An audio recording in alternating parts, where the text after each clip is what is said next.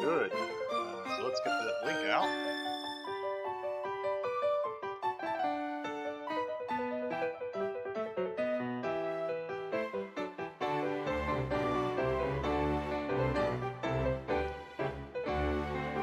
Hey guys, Resurfing here. So today I am trying out To Be or Not to Be, game by Ryan North. I'm 90% sure the artwork's by Kate Beaton, but I'm not 100%. Ryan North is, of course, the one who does Dinosaur Comics and I believe the current Squirrel Girl. It says back to the story. Actually, I haven't started the story yet. I was just getting the options ready. Speaking of which, font and sound.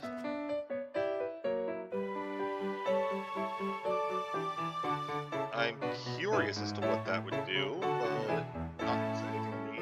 Narration's on, that's good. Oh no, narration's off. Turn narration on.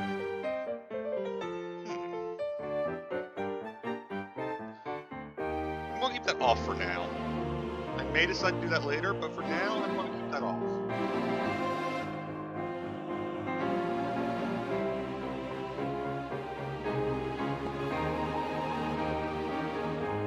Sorry, screwing around with some things on my end here.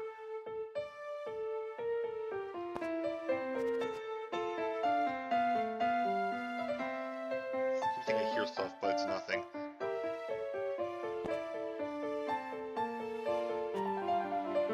So, Timmy Games. Okay, we're gonna press A. So I'm saying press A because I have my controller hooked up to the PC here, but we're just gonna click. Citizens of Screen Australia. Enable narration. Okay, so it gives me the option right here. So yes, let's turn it on. It gives me the option. Why not? Can toggle narration at any time in options under font and sound.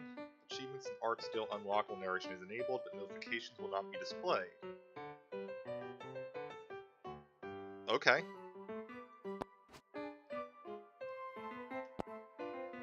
I guess thanks is the button. Alright. Art style definitely looks like Kate Beaton's. William Shakespeare, 1564 AD to whenever he died, was well known for borrowing from existing literature when writing his plays.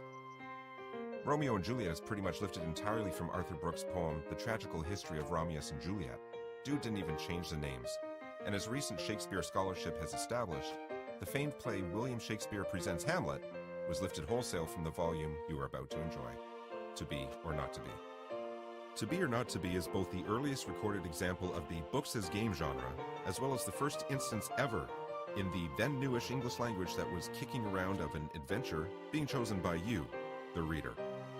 We've gone ahead and added illustrations, plus we've taken the liberty of marking with tiny York skulls the choices Shakespeare himself made when he plagiarized his book back in olden times.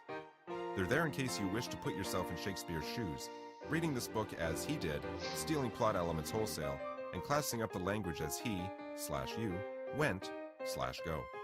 However, that is not the only way to read this book.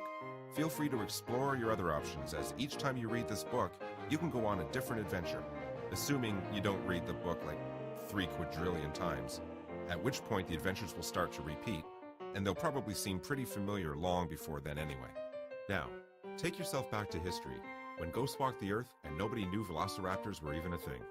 Steel yourself to experience the magic of Shakespeare as it was meant to be experienced, in a non-deterministic narrative structure where you end up thinking maybe you made a wrong decision, so you mark the pages you were just on, so you can always go back and make a different choice if you die for some dumb reason. To be or not to be, that is the adventure. Choose your character. Man, what if I just read the acknowledgements instead? Yeah, we're not going to be Ryan North.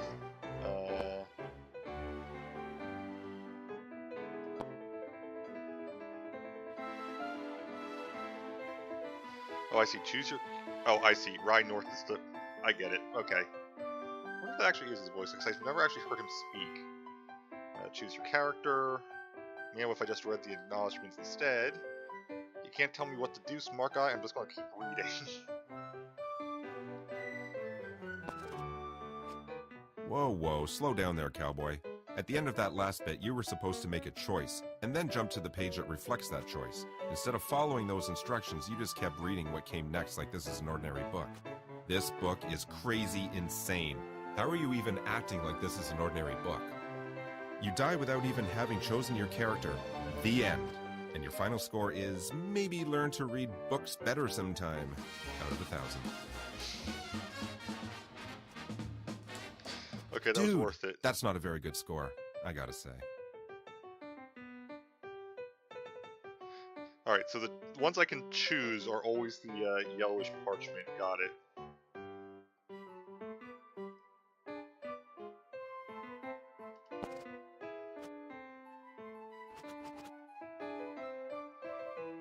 Well, if I just read the acknowledgement instead, because I'm going to do this as much as I can.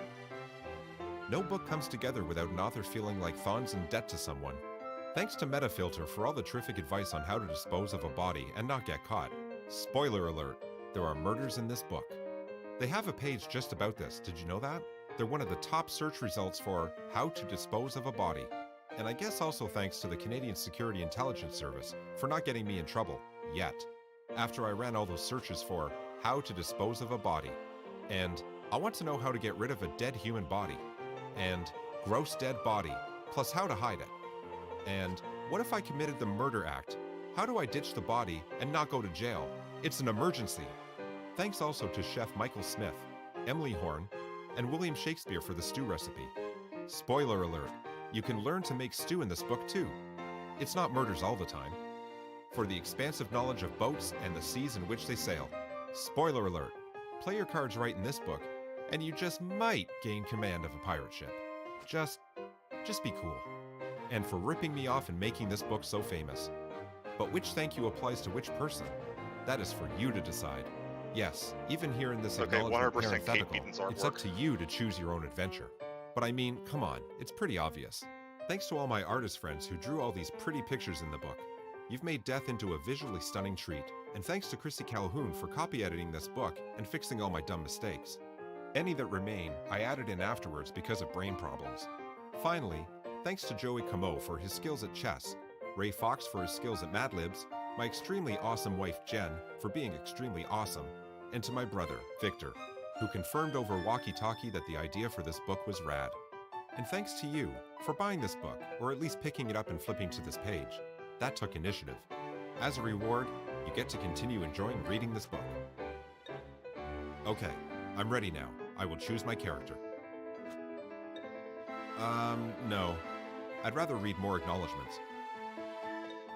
You know what? I want to know more about the author before I commit to anything. You know what? I want to be the author before I commit to anything. Alright, so the narration is a bit ahead of what actually shows up on screen, it looks like.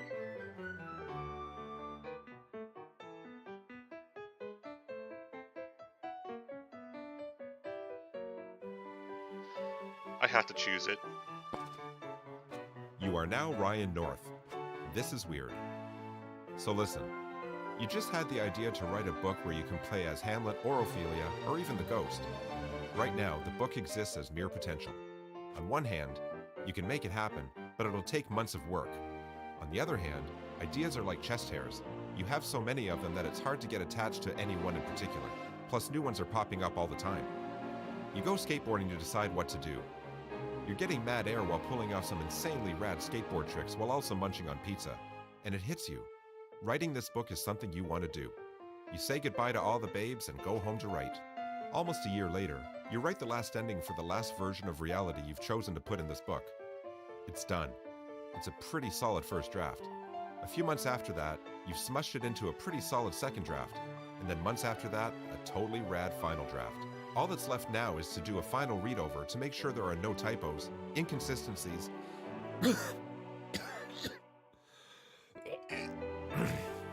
or errors. You grab some snacks, sit down, and bring your draft so close to your face that you can't really see anything else. And then you start reading. I love the errors is spelled. These wrong are the spelling words you errors. read.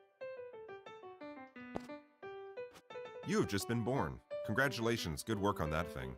Now, surprise! Babies are boring, so we're gonna jump ahead in time to a point where you're an adult, and you've already lived a bunch of your life. but I promise most of what we're skipping over was really dull.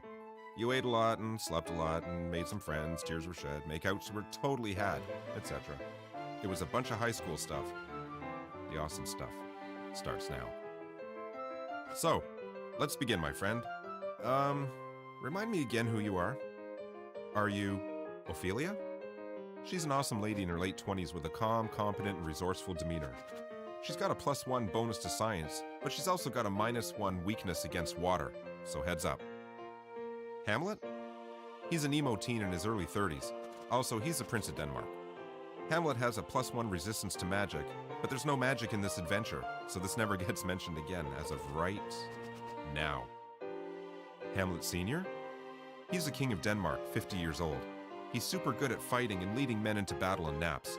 Let's say +1 to each? Look, bottom line, he's an unstoppable machine of death, and should you choose to be him, you may experience kingly glory. Play as Ophelia. Play as Hamlet. Play as Hamlet Sr. I love the description of Hamlet as an emo teen in his 30s. That's completely accurate. Alright, Hamlet Sr. You are King Hamlet. All of Denmark is under your command. I Everything's know where going this is so going. great for you. At present, you are in Norway, where just this afternoon, you led Denmark's forces to an astounding victory during which you personally killed the Norwegian king. Stabbed him right through the head, you did. His eye popped out and rolled on the ground, and then you stepped on it. Whoa, your ass is bad. You are a badass. You decide after a day of being good at fighting, you should have a nap. You've earned it. You settle down in an orchard for some nappy times. During your delightful rest, your brother pours some poison in your ear, and you die. Surprise! You didn't know poisons work that way. Wow, you've barely made one choice so far, and you're dead already. Way to go, champ. You're really good at books, huh? I had a feeling that It's was going to just a happen. stellar job you're doing here, Chuckles. The end. Okay, fine. I feel sorry for you. Here's a choice that you can choose. Well, become a obviously ghost. become a ghost. Do not become a ghost. Good news! The afterlife exists, and it's full of ghosts. You know this because you're now one of them. You get to spend all your time slamming doors, rattling chains, and telling on the person who killed you. But here's the thing. I, the author, told you, the reader, that your brother poured poison in your ear while you napped. But you, as Hamlet Sr., have no idea how you died. You slept through the whole thing, so you need to figure out who killed you if you're going to revenge yourself on your murderer, assuming you even were murdered. Because remember that, for all you know, you could have died of a heart attack. This is an example of dramatic irony. Only since we're in the second person, it's an amazing example of an entirely new species of dramatic irony. Something I'm going to call second-person pronoun paradoxical autodramatic irony. You are now aware of information that you're not aware of. This should be fun. Except that you died of a heart attack. Listen in on people's conversations and see if any of them talk about how they totally killed you. Obviously listening on people's conversations. You hang around Norway for a bit, trying to listen in on what people are saying, but they're all speaking Norwegian. You only speak Danish, so understanding Norwegian is a little difficult. It all sounds like Swedish to you, which actually makes a lot of sense, since Danish, Norwegian, and Swedish are all related North Germanic languages, descended from early linguistic differentiation between regular Germanic speakers and North Germanic speakers around 200 AD. You nod your head, agreeing that all of this is both accurate and extremely interesting. While these three languages are generally supposed to be mutually intelligible, you find you can understand Norwegian speakers only if you're concentrating, which you are, and if they're speaking slowly and clearly, which they're not, as everyone is running around upset about war, and all these kings getting killed. Ironically, Norwegian speakers can understand Danish easier than Danish speakers understand Norwegian, but that doesn't help you much. That would only be useful if you were playing as a Norwegian king, whose ghost is stowed away on your army's boat headed back to Denmark. But I haven't given you that option, even though it would be extremely awesome. If you're wondering what happens to this vengeful ghost king, I can tell you only this. The answer exists in your imagination. But here's the good news. It turns out written Danish and written Norwegian are actually pretty similar. So you spend the next several nights haunting people, quietly reading their diaries while they sleep peacefully in their beds. And you don't know this, but ghosts do this all the time. Ghosts just love sneaking a peek at the secrets of the living. It takes a while, But you finally find the diary of someone who wrote, on the day you died, that she was wandering by a garden, minding her own business, when she saw some Danish guy pour something in some other Danish guy's ear. Hey, that sounds like what could have happened to you. But remember, you don't know that's exactly what happened to you because of the new irony we invented. Wake up this person and ask her about it. Wake up this person and hold up a piece of paper where you've written down a question asking her about it. I'm going to go with the second one, but I have a feeling it's not going to work. You grab a piece of paper and write down the words, "Hey, I'm not here to kill you. I just want to know about that murder you maybe witnessed." But in Danish, of course. Haha. You gently shake the woman awake while holding the piece of paper up in front of her. She's freaked out initially. She was just woken up by a ghostly apparition from beyond the grave. But once she reads your note, she looks at you suspiciously and says, "For real?" You flip over the paper and write, "Yeah, I'm the guy that got killed maybe. And I guess I want to revenge my death or whatever. But please speak slowly as Norwegian is not my native language. I'm from Denmark." "Oh," the woman says in Danish. "I speak Danish too." "Kick-ass," you reply. She tells you what she saw and gives you a physical description of the guy. Unfortunately, the man answering to her description could only be one person, your brother, Claudius. Congratulations, my king. You now know what you know, so that whole second-person pronoun paradoxical auto-dramatic irony thing has been slain. You have been awarded 500 experience points, plus you've unlocked a new quest, Revenge Yourself on Claudius. You're feeling pretty chuffed about this whole situation. Okay, let's revenge your death. Your murderer is getting away with it in Denmark. Swim back to Denmark. Wait for the next boat back to Denmark. I have to admit, I don't know what I was expecting, but it was not this. I knew about the choice between Hamlet and Ophelia. I thought those were the only two options. I think I unlocked the third option by choosing to play as Ryan North. Alright, swim back to Denmark. It's like 200 kilometers between the two nations. You know that, right? Apparently not. So you start to swim back to Denmark. But it's a lot of work to keep your body corporeal so that you can swim. So eventually you get tired and stop. For a while, you float above the water, but that gets boring. So for most of the journey, you float down to the ocean floor and travel along it. Hey, there's a sunken pirate ship here. Hey, there might be treasure in it. Examine pirate ship. Ignore it. Just arrive in Denmark. Of course I'm going to examine the pirate ship. Man, it's awesome. And it's so cool to be an underwater explorer who doesn't need to breathe. I mean, it's kind of hard to see things without a light source, but your ghostly body glows a little when you want it to, so it's not bad. The pirate ship itself seems recently sunk. There are bodies trapped below decks, and yeah, that's unpleasant. The ocean bacteria haven't really started decomposing them yet. Bodies, man. Being corporeal, man. I don't know. You find the treasure room, and it's empty. It seems like the ship was attacked, raided, and then sunk. Somewhere up above your head, sailing on the surface of the great ocean Atlantic, is a really tough pirate ship that's just looking for treasure and/or trouble. Too bad you're already dead, huh? But even if you were alive, what does a ghost need with money anyway? So I guess this has kind of been a pointless but still awesome endeavor. You explored the ocean bottom and found a sunken ship. Don't let anyone tell you that's not awesome. Okay, after several more days of very slow travel that we just skipped over because it got boring, you're back on Denmark's shores. Arrive in Denmark.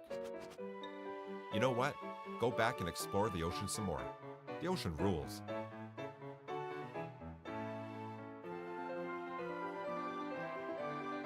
I'm tempted to do the go back and explore, but no, we're going to do the arrive in Denmark. You make it back to Denmark. The first thing you want to do is track down your brother to take revenge. Turns out, that's really easy because he's in the first place you check, the royal court. He's there with your widow, Gertrude. Weird. They're acting all close and stuff. Oh well, he's probably just trying to comfort her after your untimely death. Ha! Brothers are really great. Though, maybe not. Listen in on what they're saying. Ignore what they're saying. I'm certain there's nothing untoward going on.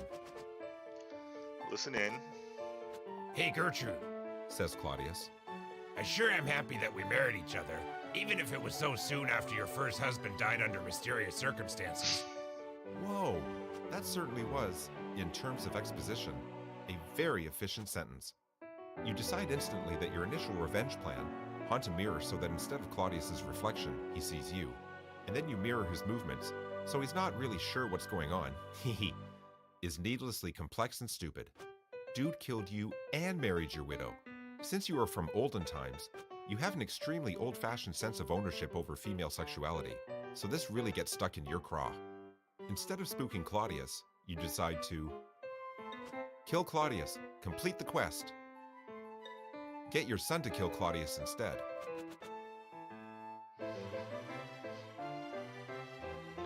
Alright, obviously if I was going with the Shakespeare route, I'd pick the second one, but kill Claudius, complete the quest. This is awesome, and it's going to go great, because who better to know how to kill someone than someone who has recently been through that getting killed to death process themselves. You wait until Claudius is sleeping, next to your beloved Gertrude for some reason. Huh, that's weird. Then wake him up by tapping him on the forehead a bit. Hey, it's me, You whisper. your brother, the one you murdered. Ah, crap. Claudius whispers back. Ghosts are real? Real pissed at you, anyway. You reply. Listen, I'll cut to the chase. We are from a time where an eye for an eye is considered to be a good thing to build a justice system around. So I am here to kill you. How? Claudius asks, his eyes wide, terrified. Oh, geez, so many ways. You say, counting them off on your fingers. I could startle you and make you have a heart attack, but that takes time. I could throw a pot at your head until you die, but that lacks grace. Instead, check this out. You move your ghost body so it's floating right above Claudius. He stares at you, his eyes wide. I'm sorry. He whispers. Way too late for that. You reply. You lower yourself to him, face to face, and keep going.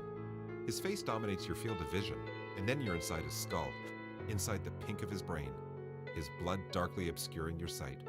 You sink slowly deeper and deeper into him, lining up your ghost body with his regular body, until you are just about occupying exactly the same space. Then you make yourself corporeal. What happens next happens so quickly and with such force that it's hard to describe. But Claudius explodes everywhere, captures most of it. I mean, you're fine, but man is this disgusting. Literally disgusting. Gertrude wakes up, dripping in gore, screaming. You, my friend, have achieved revenge. You roll over onto your back and apologize to Gertrude. You explain over her screams what happened, and you tell her that you still love her, even though she married your brother mere weeks after you died.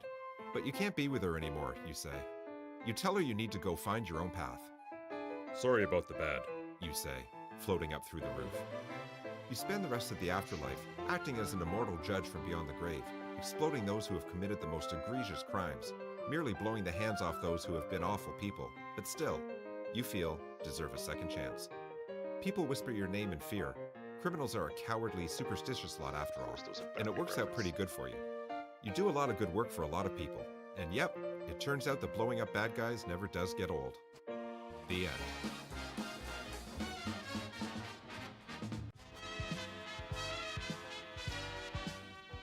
Hamlometer? What?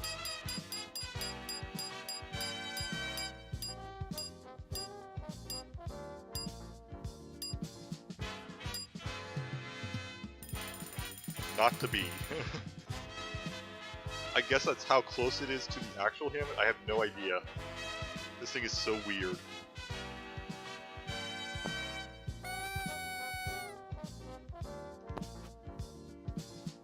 Poisons misused 1.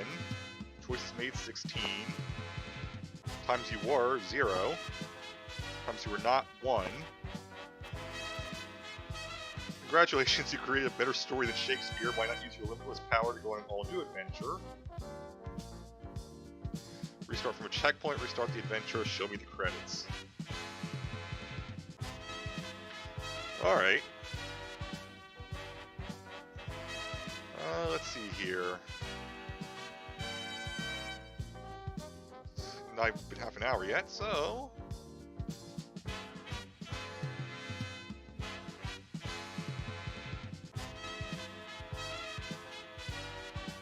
Alright, we'll actually restart the adventure. I don't know if I can skip stuff at all. Yes, because I do like the narration.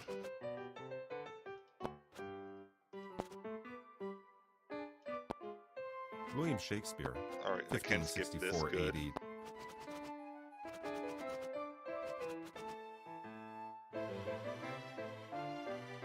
Alright, I'll actually choose a character this time. You have just been born. Congratulations, good work on that thing. Now, surprise! Babies are boring, so we're gonna jump ahead in time to a point where you're an adult, and you've already lived a bunch of your life. But I promise most of what we're skipping over was really dull. You ate a lot and slept a lot and made some friends, tears were shed, makeouts were totally had, etc. It was a bunch of high school stuff. The awesome stuff starts now. So, let's begin, my friend. Remind me again who you are. Are you Ophelia? She's an awesome lady in her late 20s with a calm, competent, and resourceful demeanor. She's got a +1 bonus to science, but she's also got a -1 weakness against water, so heads up. Hamlet? He's an emo teen in his early 30s. Also, he's the Prince of Denmark. Hamlet has a +1 resistance to magic, but there's no magic in this adventure, so this never gets mentioned again as of right now. Hamlet Sr.? He's the King of Denmark, 50 years old. He's super good at fighting Okay, and so it leading is men just into one of battle the and naps. Let's choices say then. +1 to each? Look, bottom line, he's an unstoppable machine of death, and should you choose to be him, you may experience kingly glory. Play as Ophelia. Play as Hamlet. Play as Hamlet Sr. I'm not playing as Hamlet, so play as Ophelia. Right, you're Ophelia. You are a beautiful and independent young woman, and although it makes you roll your eyes when you think about it, you've fallen in love with a prince. Prince Hamlet is funny and charming, and he seems to like you a lot. You try not to get too excited about it, because you're worried you might jinx it. But things really are going great. Only it's been hard doing the long-distance thing while you've both been off at university. And while you've loved studying capital S science, and you're sure Hamlet's loved studying capital U undeclared, it hasn't been easy. Now that you're both back together in Denmark for his father's funeral and his mother's second wedding, it's been harder still. Hamlet's really sad, and you can't blame him for that since, you know, his dad died. But you wish there was something you could do to help him. When you last saw him, Hamlet mentioned how the castle seemed cold and drafty, and for some reason it stuck with you. You've been sitting at your desk, trying to think of something you could give him that would help with that. A way of cheering him up a little. Remind him he's still got people who care about him. He wears these cloaks all the time, but then he's taking them off in warm rooms and putting them back on in cold ones. If only there was some way you could keep the rooms at a uniform temperature, he wouldn't need to be constantly adjusting his clothes throughout the day. But to do that, you'd need some way of measuring heat, and a way of transporting it through the castle, perhaps through a series of pipes. Your thoughts are interrupted by a knock at your door. "Who is it?" you call. "It's me," says your brother. "Come on, let me in." Let him in. Tell him you're busy. The skull has a bow because of some place of feeling. Right, tell him you're busy. "I'm busy," you shout through the door to Larides. "I'm leaving for France soon," he shouts back. "Don't you want to say goodbye?" "Apparently not," you shout in reply. "Whatever," Larides yells. He storms off, stomping all the way. You sit in silence for a moment. He stomps back. "Say bye to Dad for me, okay?" he shouts. "Okay, I will," you yell through the door. He storms off again. To France, I guess? Brothers, am I right? Return to your work. At your desk, you continue your work on the problem of automatically heating the castle. Hours turn into days and you're generally left alone by both your family and your boyfriend. Your father ignoring you is no big deal, and while you're a little worried about Hamlet not stopping by more often, he has asked you to leave him alone for a while he mourns, and you're respecting his wishes. But if you're going to be honest with yourself, you've also just gotten really absorbed in this problem. You decide to split the problem into sections, delivering heat and knowing when to deliver heat. It would be possible to put servants in every room and have them report when it's too cold, but that's both expensive and unreliable. It depends on the servant, the warmth of their clothes, how much they love to lie to people about what temperature their skin is sensing, and so on. You're wandering the castle grounds when it hits you. You've been thinking about how water expands when it freezes, and how that could be used to tell you when it's cold, but it's not much use for measuring temperatures outside the freezing point. Your father, Polonius, happens to wander by, talking to himself about the evils of drink, and you realize, alcohol! The right alcohol would expand linearly with heat, and by putting it in a slender glass vial, you could measure the size of that liquid, which would correspond 1-to-1 with temperature. Put the same markings on each of these glass vials at the same temperatures, and you've got a universal, comparable, and consistent way of measuring heat. You wouldn't have to rely on a servant's impression. They could just tell you what line the alcohol has reached. You run back to your room to start working on the prototype. Just as you complete it, you hear a knock at your door. "Who is it?" you call. And oh my, who should answer from the other side of the door? Hamlet? Seriously, who should answer from the other side of the door? Oh, it's a choice? Your boyfriend Hamlet. Your father Polonius. Your best friend Dermisio Mimus. Okay, I kind of love the idea of inventing indoor heating. Okay, best friend. Hamlet is at the door. That's right. Turns out that simply wishing for someone to be at your door doesn't change who's actually there. You don't control reality with your thoughts, Ophelia. Sheesh. Aw, Anyway, something at Hamlet work. opens the door and steps into your room. "It's me," he says. You haven't seen each other for a while. It's so great to see him. You run up and throw your arms around him and you smooch. It's just like old times. But the moment passes, and when you look at his face, you can see concern written all over it. He's troubled by something. Ask him what's troubling him. Wait for him to tell you. Alright, we'll ask. You ask him what's wrong, and, well, there's no other way to put this, so I'll give it to you straight. Hamlet tells you about a spooky ghost and a plan for murdering his stepfather Claudius, pretender to the throne. I'll be frank, it sounds crazy. A ghost? Murder? But he is your friend and lover, and you're not going to leave him hanging out to dry. As gently as you can, you tell him you're pretty sure ghosts don't exist. But even if they do, he needs to be certain that the ghost he saw was actually the ghost of his father. What if it was some other ghost trying to mess things up? That seems to give him pause. Hamlet admits he never actually asked the ghost for information only his dad would know. It's possible the ghost could be an imposter. "I'll come with you tonight, sweetie," you say. "We'll go together, and if a ghost shows up, we'll figure out what to do." You're confident no ghost will appear, and this will all just go away. You take his hand and squeeze. Hamlet looks up at you, and you can see his relief. "Okay," he says, smiling. Go to see the ghost that evening. So not a choice on this one, just have to go to see the ghost. I'm loving this. Evening comes, and Hamlet leads you to the spot outside where he first saw the ghost. "We have to wait till around midnight," he says. "I think that's when he normally shows up." To pass the time, you play a storytelling game you enjoy, where you say one word of a story, and he says the next word, and neither of you knows where the story will go. "Once," you begin. "Upon," he says. "A," you say. "Time," he says. "There," you say. "Was," he says. "A," you say. We're actually doing this. "Beautiful," he says, looking at you. You smile. "Prince," you reply, and he smiles back. "Who?" he says. "Wanted," you say. "Two," he says. "Kiss," you say. "His girlfriend," he says. "That's cheating," you say. And then you're kissing. Make out for a while. Don't make out, because, and you can't believe you're thinking this, but what if a ghost catches you making out?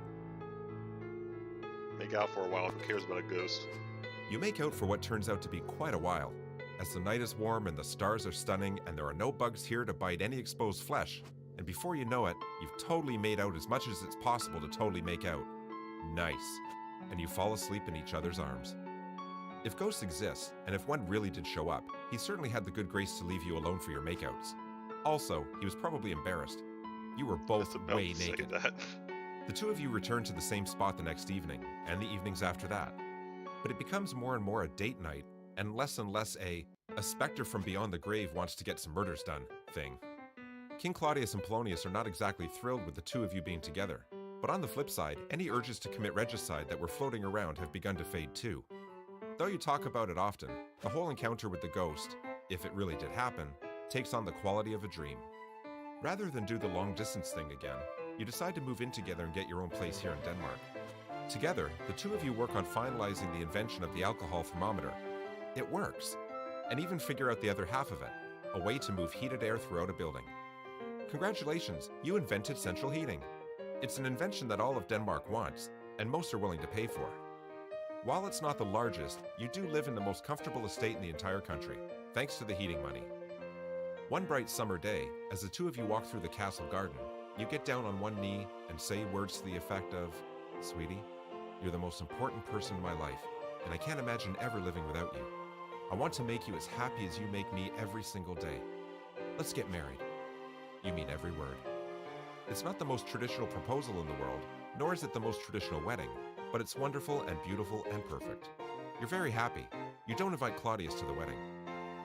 A few years later, Claudius falls ill with some sort of lung disease, and his doctors are unable to treat it effectively. He passes away only a few months later, having never produced an heir. Shortly after, the two of you become the new king and queen of all of Denmark. Your first child, Alex, is born 5 months later, and you all live very happily ever after. The end. Okay, so this would presumably still fall under the not to be, right? Maybe kissable?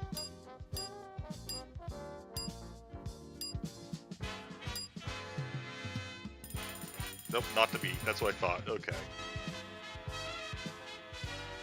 My guess is you can get to be, which is following the story exactly, or not to be, which is not following the story. Or maybe somewhere in the middle you can get, I don't know, but my guess is that that's the main thing. That was a short one. Let's see. Choices made 10. Times you were 1. Times you were not 0. Times borrowing/lending 0.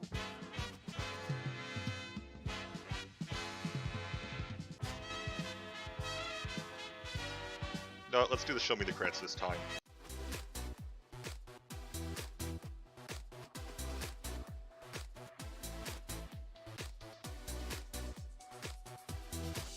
Oh, that goes by fast.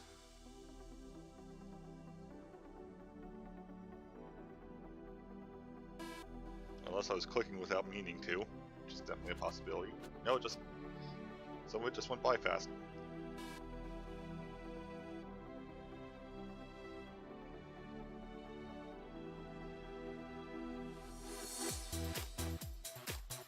I think click to make go. Yeah.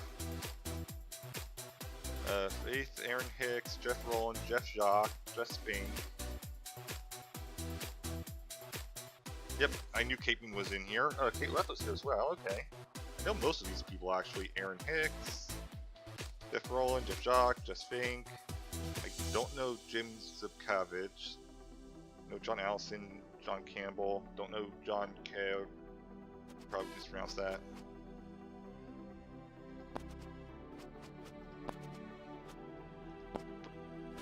But I knew I recognized Kate Beaton's style on here.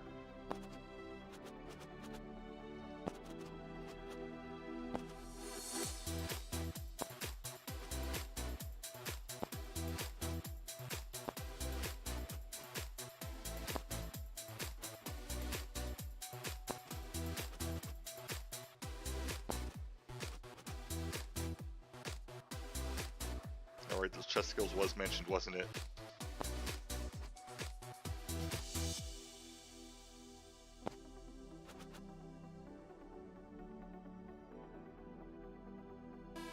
Everyone in the arcade who listened to me read this book aloud while in hysterics.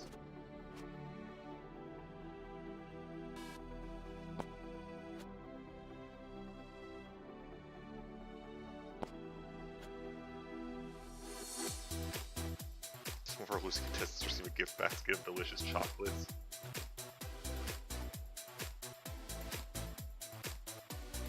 Alright, because I'm betting there's an achievement for it. Esoteric debug information.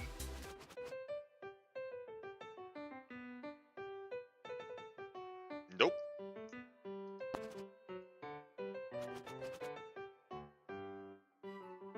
Restart from checkpoint, because that's going to make it easiest.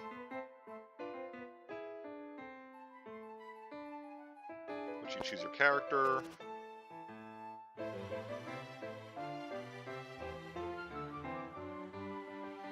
Yeah, that's fine. You have just been born. Congratulations.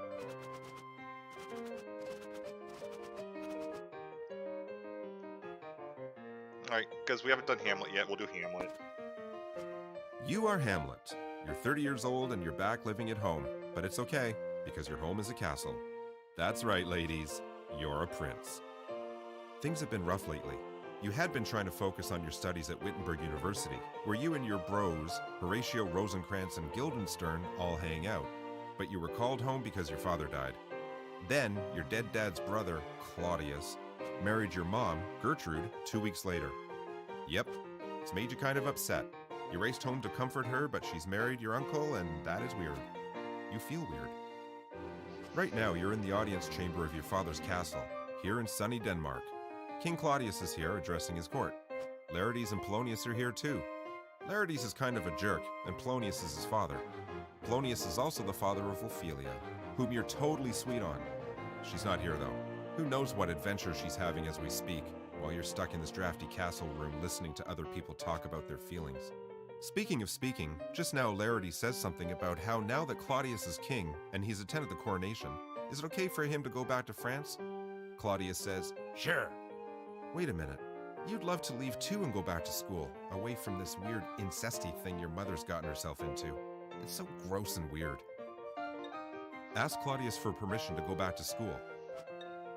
Hold your tongue and just wait around.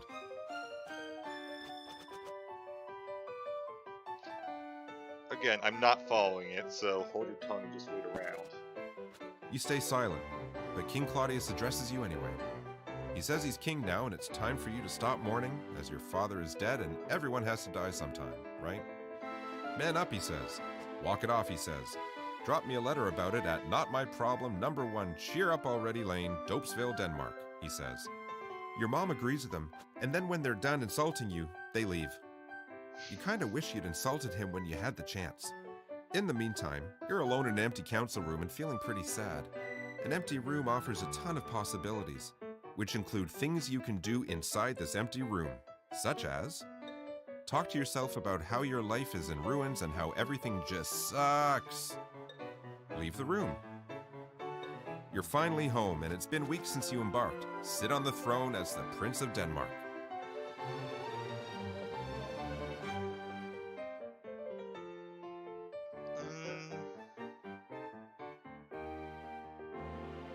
Sit on the throne. Okay, you sit on the throne, and since I like you, I'm going to describe your situation in rhyming verse. Now this was going to be a story all about how your life got flipped, turned upside down, Of but instead course. you're going to sit your butt down in this chair and ignore how you're really Denmark's rightful heir. Whoa! My flow is so awesome that it infects even you. You begin rapping to yourself about yourself. Here's the lyrical truth you lay down. In West Denmark, I was born and raised. On a battlefield is where I spent most of my days. Chilling out with dad, time stamping all the fools and all sword-fighting Norwegians outside of my school when a couple of armies, they were up to no good, started repulsing our invasion of their neighborhood. Dad died one little time and my mom got scared and said, I'm marrying your dad's brother, but we weren't having an affair. You feel like you could keep spitting some extremely tight rhymes, but you also feel like you've brought yourself pretty much up to speed on your own life. Well done, Prince Hamlet. You certainly are... fresh? Continue sitting on the throne.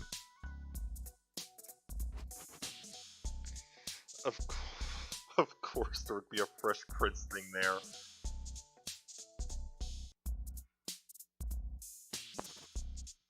While you're busy doing that, your friend Horatio bumps into you and tells you, A, he's in town for your dad's funeral / mom's wedding, and that they serve leftover appetizers from one at the other. B, ghosts are real. C, he's seen one and so have a bunch of other guys. D, it keeps showing up at the same time, and E, he's pretty sure it's the ghost of your dad. Finally, some adventure, some closure. You agree that you'll come with him tonight to see the ghost when it shows up again. It's such an obvious decision that it kind of feels like you don't even have a choice in the matter. Do I? Agree to go with Horatio tonight to see the ghost when it shows up again. I don't. I'll be there, 11:30 sharp, you say, and Horatio leaves, satisfied. Well, now you have 8 hours to blow before it's time to meet ghosts. What do you want to do, Hamlet? Be Ophelia for a while. Play solitaire.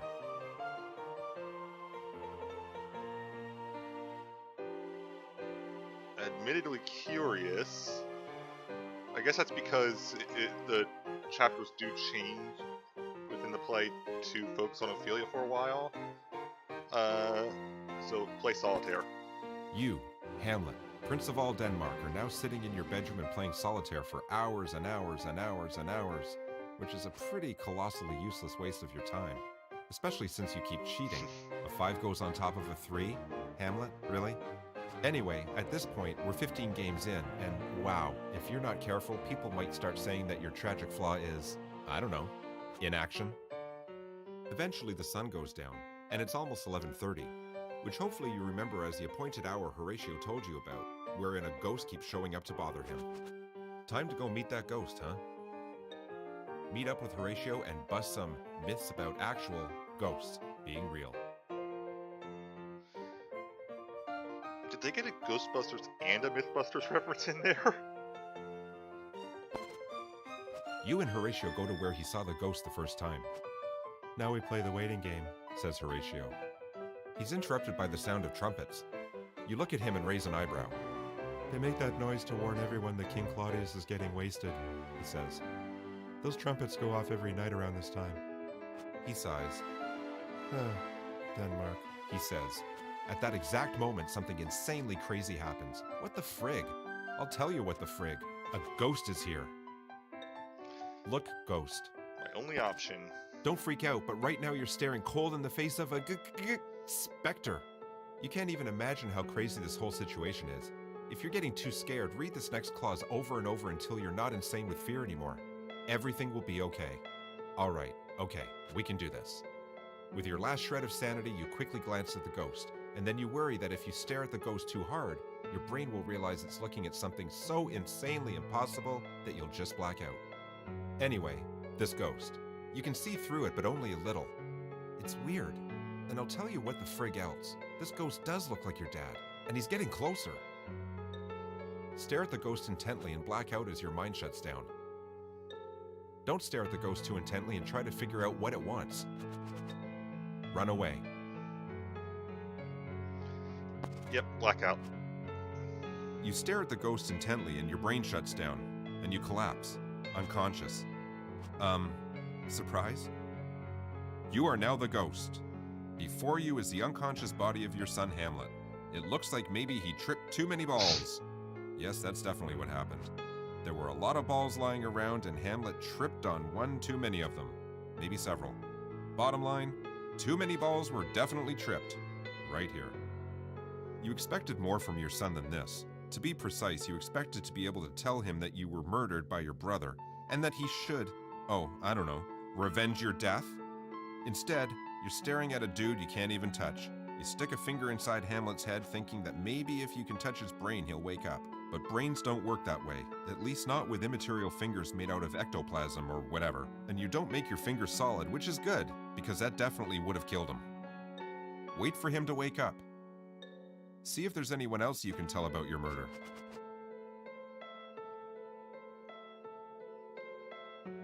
Well, see if there's anyone else. You look around and see Hamlet's friend Horatio nearby. He looks like he's freaking out. Hey, You say. listen. Horatio, right? Listen, don't freak out. He seems to freak out a little less. That's good. Hey, when Hamlet wakes up, can you tell him my own brother murdered me? You ask. Tell him I'm looking for a little revenge. Horatio nods meekly. If he doesn't want to do it, then I'll make sure to revenge you, Your Majesty's ghost, sir. Just sir is fine. You say, smiling in what you hope is a reassuring way. You look at Horatio for a moment. Well, great. You say. Perfect. Horatio looks at you. You look at him. He scuffs his feet a little. So, I guess that's it. You say. With my unfinished work now, finished, I suppose it's time for me to die for real now. You fade away in a shimmering light, Certain that with Hamlet's intensity and Horatio's probable competence at actually achieving goals, you'll be revenged in no time. What could possibly go wrong, right? Exactly. So how can we make This this is go most wrong? assuredly 100% solved for real. It's too bad you couldn't stick around to watch the revenging go down, but you don't make the rules. Hey, I guess you're about to find out who, if anyone, does. The end. Oh, that was it?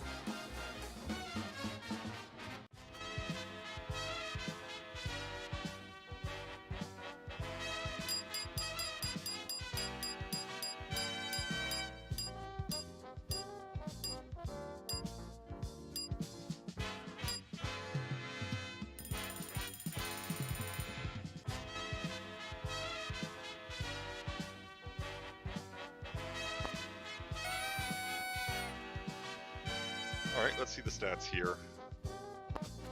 Choices made 10, times you were 0, times you were not 0. Games of 10 is played 0.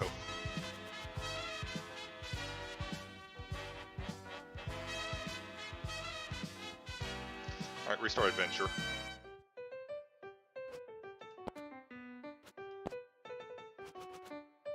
Yeah, I like the narration.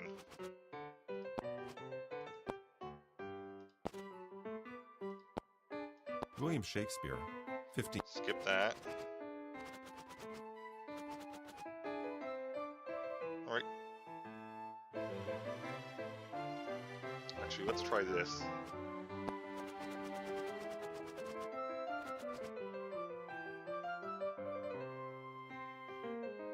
How about, no, I'd rather read more acknowledgements.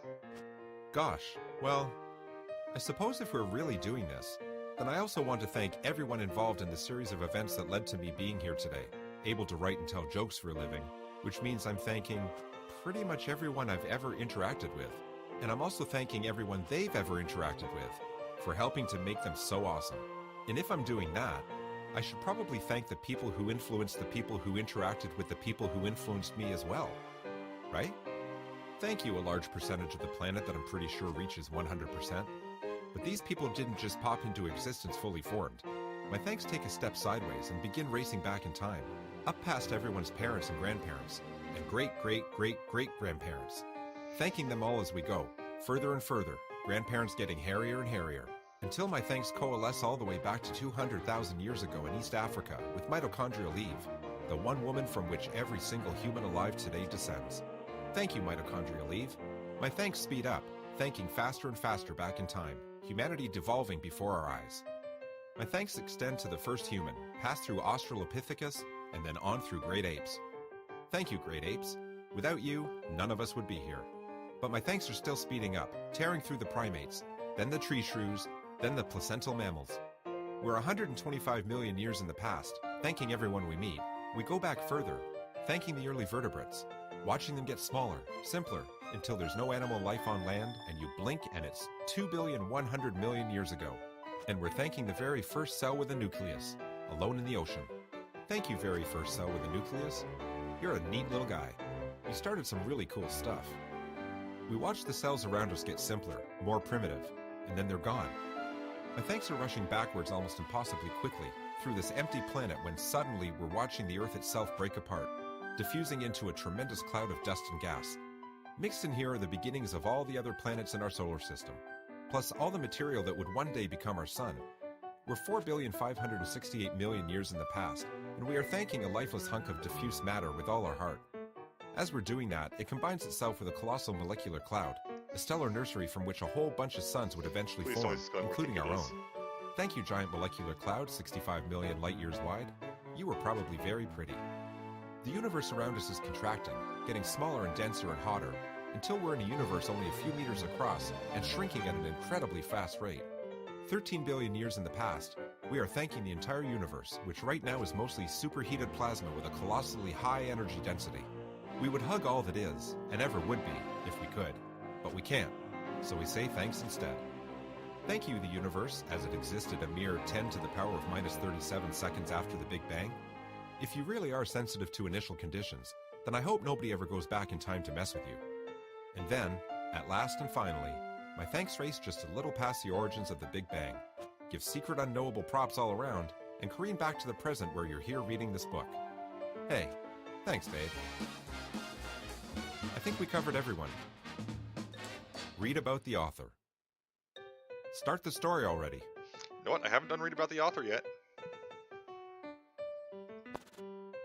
Ryan North was born on October 20th, 1980. Since then, he has done the following things. This is not an exhaustive list. Failed to die for over 11,322 days in a row. Eaten food and then converted that food into ideas. Kissed over 5 different people not from his family, all of whom totally came back for more. Studied computer science and computational linguistics and graduated from university. Twice. Written the online comic Dinosaur Comics. It's that comic with dinosaurs that you love. Co-edited the anthology Machine of Death, which is a book about people who know how they will die. Written the Adventure Time comic book series, Oh yeah, I forgot about which that. has a lot of really awesome stuff going on in it. Analyzed the novelization of Back to the Future in way more detail than probably anyone could have That one I knew. anticipated. Gotten married, and adopted a dog named Noam Chomsky. Oh, and he totally wrote this book. Okay, your stalling tactics are really easy to see through and also really confusing because it's not like someone has a gun to your head and is forcing you to read this book, right? If this is indeed the case, and you are totally fine, let me know by not sending a message back in time to me to the very moment I'm reading these words, which is March 25th, 2013. 1st hour, 11th minute, 34th second, p.m. Eastern Standard Time. Okay, terrific. We're good. All you can do now is choose your character. Fine. You have just been born.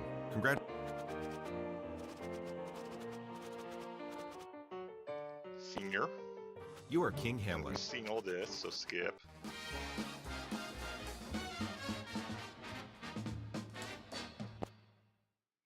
Okay, fine.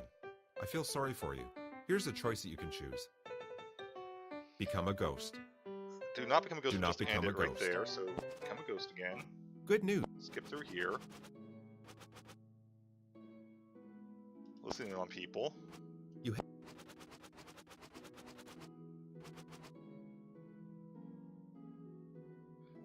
Because I'm curious, wake up this person and ask her about. 'Cause it's different You from bang some people pots and before. pans together until she wakes up.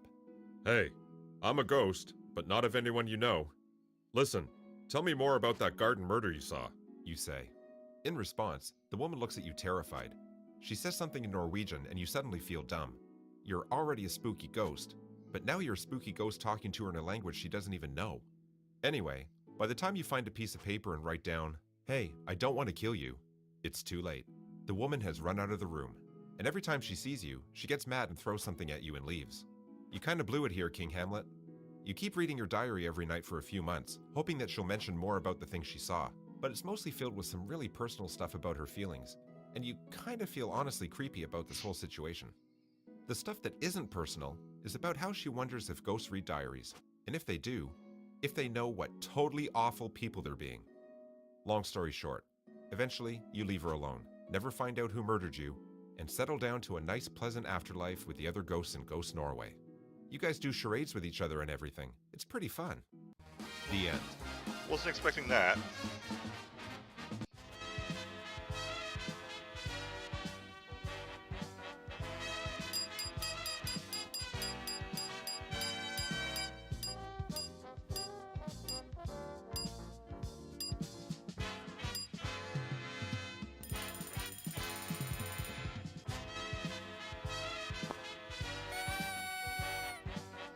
Let's see the stats this time.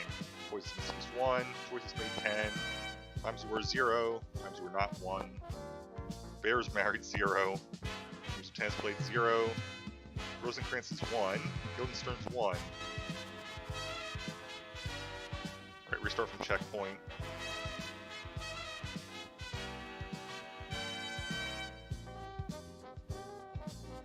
Which Hamlet Senior experienced in the afterlife? I think that's the one I'm looking for. Good news. The afterlife exists, and Right, so listening on people's conversations.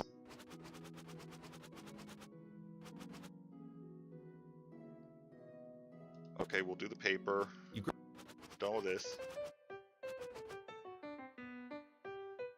Swim back to Denmark.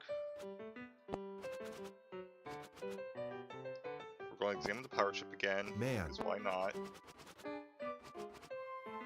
And you know what? Go back, explore the ocean some more. The ocean rules. It does kind of rule, huh? You realize that, wow, there's a lot of stuff down on the ocean floor that no living human eyes have ever seen. And while your dead ghost eyes won't actually change that fact, there's still lots of cool stuff to explore. You eventually travel all the way to the Mariana Trench, the very deepest part of the ocean, over 547 fathoms below sea level. Here, the water above presses down at over 1,000 times standard atmospheric pressure, and the temperature is just above freezing. There are xenophyophores here, which are honest-to-God single-celled organisms so big you can see them with your bare eyes. Why, here's one that's over 10 centimeters long. This is nuts. This whole place is nuts, and you're learning so much. You give up on your revenge plan and instead devote your afterlife to being a marine biologist and oceanic cartographer. And it turns out ghost marine biology is pretty advanced compared to a live human marine biology, due in no small part to how you can hang around on the ocean floor for as long as you want and can't die. Makes sense to me. Nevertheless, you write several seminal ghost books on the subject, including Look at This Weird Bug Thing I Found, and Gross, Life on the Ocean Floor, and make many 100,000 ghost dollars. The end. Favorite ending so far.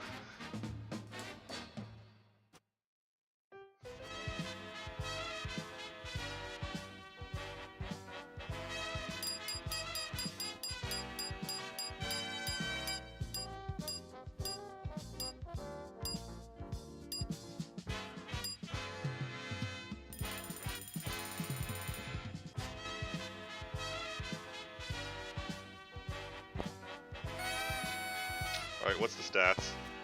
Boost made 5, times you were 0, times you were not 0. Alright, so I'm going to end it here for now. This is quite fun. The game is available on Steam for anyone who wants to play it. I don't think I'm going to be recording any more of this, though I will be playing more in my spare time. What achievements did I get anyway? Because I got a decent amount. Let's see.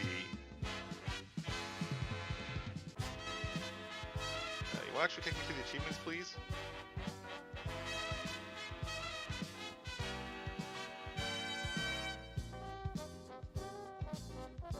Alright, North by North, inhabit the author's consciousness. In Action Man, she had Solitaire.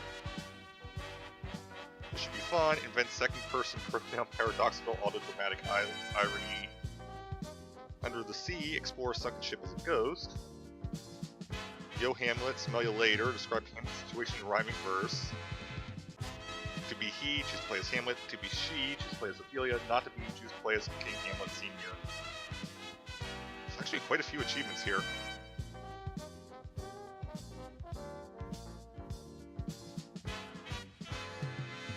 But like I said, I'm going to end it for now, so thank you guys for watching. I'll see you next time. Have a great time, but maybe. Bye, guys.